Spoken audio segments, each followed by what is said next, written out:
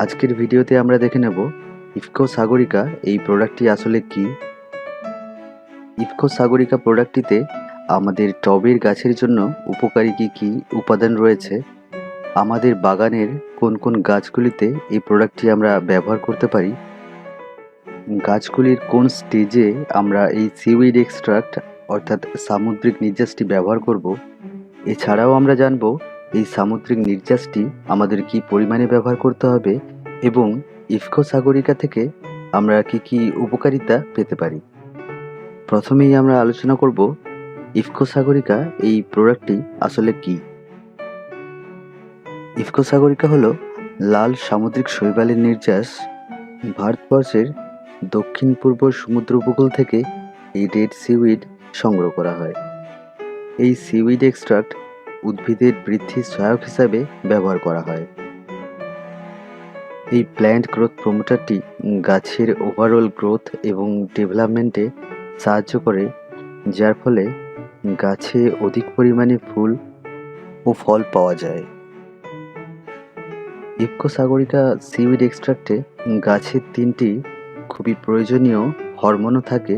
এগুলি হলো cytokinin, auxin এবং জিব্রেলিন, যা গাছে নতুন ডালপালা বের হতে সাহায্য করে এবং তাদের বৃদ্ধিতেও সাহায্য করে।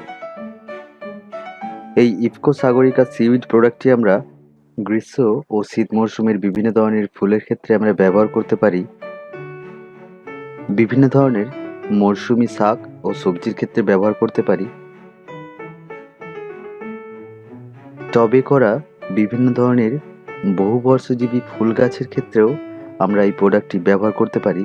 বহুবর্ষজীবী ফল গাছের জন্য এই প্রোডাক্টটি আমরা টবের গাছের ক্ষেত্রে ব্যবহার করতে পারি। গোলাপ গাছের জন্যও এই প্রোডাক্টটি আমরা ব্যবহার করতে পারি। এছাড়াও পুদিনা এবং ধনেপাতার মতো বিভিন্ন ধরনের হার্বসের ক্ষেত্রেও এই বায়োস্টিমুল্যান্ট প্রোডাক্টটি আমরা ব্যবহার করতে পারি। আসলে এরপর দেখে নিই গাছের বৃদ্ধির কোন স্তরে আমরা ইফকো সাগরিকা ব্যবহার করতে পারি। গাছের ভেজিটেটিভ গ্রোথ স্টেজে, অর্থাৎ যখন নতুন নতুন ডালপালা বের হয়, তখন আমরা ইফকো সাগরিকা ব্যবহার করতে পারি। গাছে ফুল আসার আগে আমরা গাছে ইফকো সাগরিকা স্প্রে করতে পারি।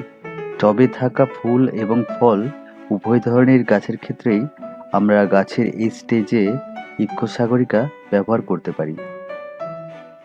এতে গাছের এই স্টেজে ফুল ঝরে যাওয়ার সম্ভাবনা অনেকটাই কমে যায়।